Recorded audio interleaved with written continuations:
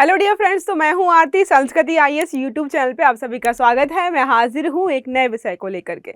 तो बजट प्रस्तुत हो चुका है, लगातार चर्चा का विषय बना हुआ है। निर्मला सीतारमण जी ने जो है बजट प्रस्तुत किया है, उसमें जो है अलग अलग समुदायों के लिए अलग अलग प्रावधान किए हैं। किसानों के लिए कुछ नियम हैं, जो जॉब पे हैं उनके लिए कुछ नियम हैं, जो आम नागरिक हैं उनके लिए कुछ नियम कानून वैसे अलग अलग लगाए गए।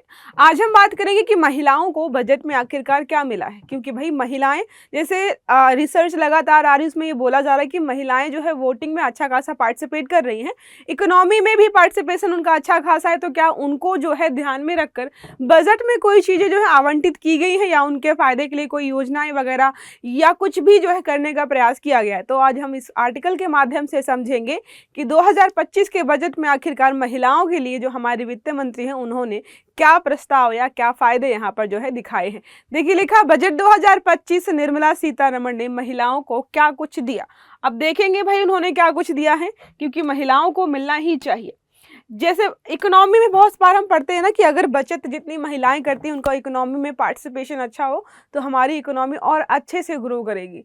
अब होता ये है कि अगर आपको बोले बिजनेसमैन और एक बिजनेस वूमन जब लोन लेने जाते हैं ना बैंक्स के पास, तो बैंक्स को महिलाओं पे भरोसा नहीं होता। उनको जो है जो ज़्यादा अमाउंट का लोन लेने में बहुत समस्याओं का सामना करना पड़ता है, क्योंकि मेंटालिटी ऐसी है कि अच्छा महिला उद्यमी है, पता नहीं बिजनेस डूब सकता है, इनको लोन जो है कौन दे। ये सारी चीज़ें जो है लगातार वो फेस करती रहती हैं। साथ में जो है वर्क कल्चर भी ऐसा है कि उनको जो है जब भी काम पे जाती है तो दिमाग में ये रहता है कि कितने बजे तक मैं घर पहुँचूँगी, मैं समय से घर पहुँचूँगी कि नहीं, घर पर जाकर ये काम करना है, वो काम करना। तो इतने सारे जो है समस्याएं हैं जिसके कारण जो है वो ठीक से पार्टिसिपेट नहीं कर पाती इकोनॉमी में। तो अब सरकार को देखना पड़ेगा कि वो जो है इन समस्याओं का समाधान कैसे करे, ताकि जो है सुरक्षा का भी ध्यान रखे, उनको जो है साक्षर भी बनाए, उनके लिए लोन जो है दिलाए कम से कम दामों में। तो ये सारे हम यहाँ पर देखने वाले हैं। वित्त मंत्री ने अपने भाषण में विकसित भारत जो 2047 तक हम करना चाहते हैं, कई लक्ष्यों की बात कही है। साथ ही उन्होंने कहा है कि बजट के केंद्र में गरीब है, युवा है, किसान है और महिलाओं को ध्यान में रखा गया। तो ये चार चीजों को जो है यहाँ पर ध्यान में रखा गया है। 70% महिलाओं को आर्थिक गतिविधियों से जोड़ने का लक्ष्य भी रखा गया है।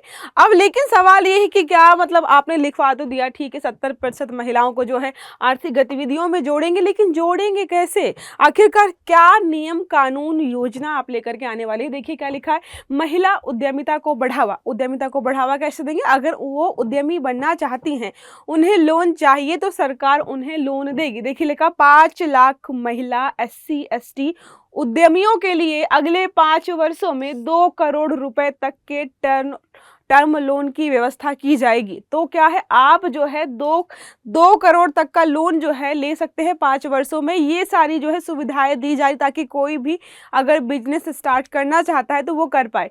स्टैंड अप इंडिया स्कीम की सफलता से प्राप्त अनुभव को शामिल किया जाएगा। तो क्या किया जा रहा है, इस स्कीम को जो है बढ़ावा दिया जा रहा है, इसको और प्रमोट किया जा रहा है, और महिलाओं को जो है मोटा मोटा यहाँ पे लोन दिया जाने वाला है। जानकारों की राय की बात करें कि इन्होंने क्या बोला है, अक्सर महिलाओं के नाम पर ही लोन, देखो यहाँ आप योजना लाएंगे कि आए महिलाएं लोन ले, लेकिन वहां पर भी ग्राउंड रियलिटी ये है कि महिला बिजनेस नहीं कर रही है, बिजनेस कर रहे हैं उसके घर के पुरुष कर रहे हैं।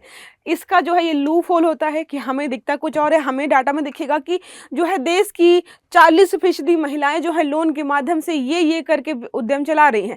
जब आप जाएंगे पता चलेगा 10% महिलाएं हैं, बाकी तो पुरुष ही देख रहे हैं। महिला उद्यमियों को पहले ही लोन मिलने में कठिनाई होती है, इसलिए सही तरीके से लागू करना बहुत महत्वपूर्ण है। महिलाओं को जो है लोन वगैरह लेने में बहुत समस्या होती है। आंगनवाड़ी और पोषण 2.0, तो आंगनवाड़ी जो है हमारे यहाँ कार्यक्रम चलता है, वहाँ पे अच्छी खासी महिलाओं का पार्टिसिपेशन होता है। तो उन्होंने बोला है कि हमें और सुविधाएं देनी चाहिए ताकि ज़्यादा से ज़्यादा महिलाएं जो है सम्मिलित हों, वो रोजगार जनरेट करें और उनकी इनकम भी बढ़ा, मतलब उनकी जो है सैलरी वो भी बढ़ाइए आप। साथ में देखो पोषण 2.0 जो है, जिसके तहत जो है मिड डे मील वगैरह या जो भी खान पान की चीज़ें हैं जो सरकार मुहैया कराती है, तो उसको भी बढ़ाने के लिए बजट को आप जब बढ़ाएंगे, उनकी सैलरी को बढ़ाएंगे, तब तो ज़्यादातर लोग लोगों को फायदा होगा। देखिए लिखा है, वित्त मंत्री ने सक्षम आंगनवाड़ी और पोषण 2.0 के तहत पौष्टिक सहायता के लिए मानक जो है लागत मानकों में वृद्धि की घोषणा की है कि थोड़ा सा हम इसको बढ़ाएंगे।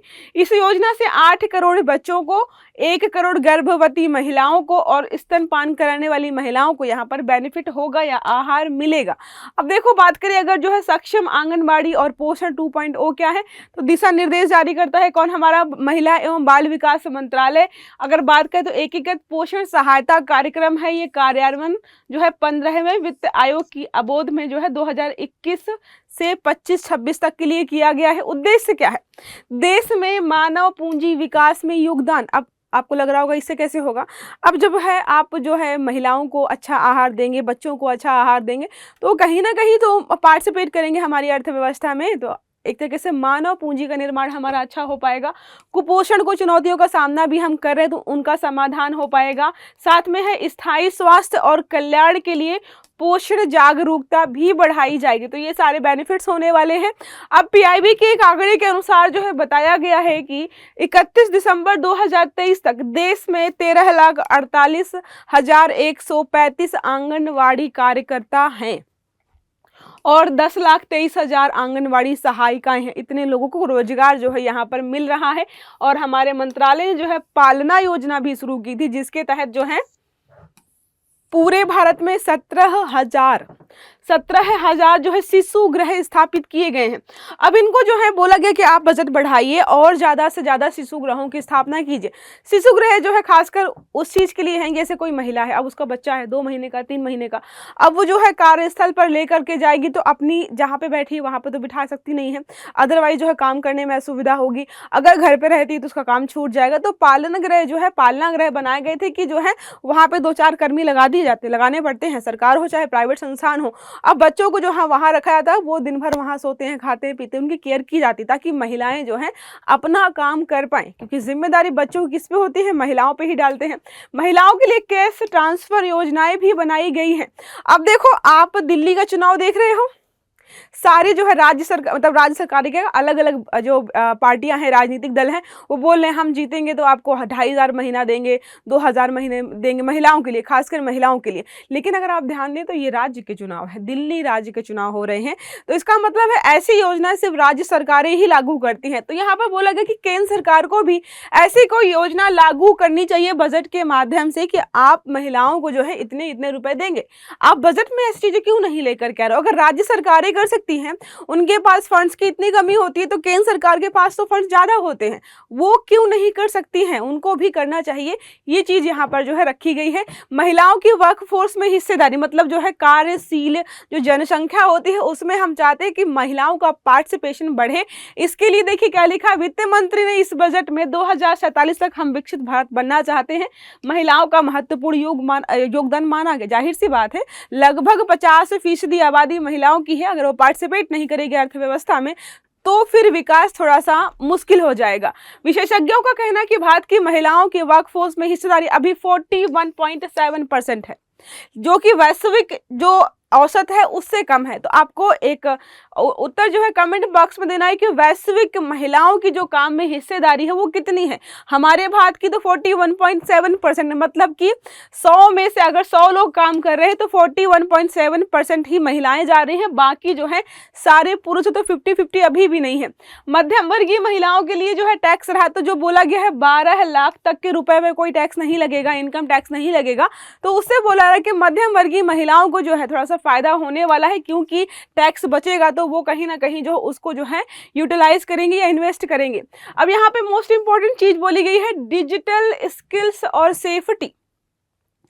अब देखो आजकल की जितनी भी जॉब्स वगैरह हैं सारी डिजिटल इकोनॉमी पर आधारित है, डिजिटल जो है नॉलेज पर आधारित है। तो महिलाओं को भी साक्षर करना पड़ेगा ताकि जो है इस क्षेत्र में उनको नौकरी मिल पाए। साथ में अगर वो काम कर रहे हैं तो उनकी सुरक्षा का भी ध्यान में रखना पड़ेगा। जैसे मैंने बताया कि ज़्यादातर महिलाएं जब काम पर जाती हैं तो उनके दिमाग में होता है कि 6 बजे ऑफिस खत्म होगा, तो जो है अगर ट्रैफिक मिला तो इतने बजे तक पहुँचूंगी, लेट हो जाएगा, सेफ है कि नहीं सेफ है। और कई बार जो है घर वाले इसलिए भी मना कर देते हैं महिलाओं को जॉब करने से कि भाई तुम्हें आने में बहुत लेट हो जाएगा, जाएगा, तुम्हारा ऑफिस बहुत दूर है, ये सेफ नहीं है।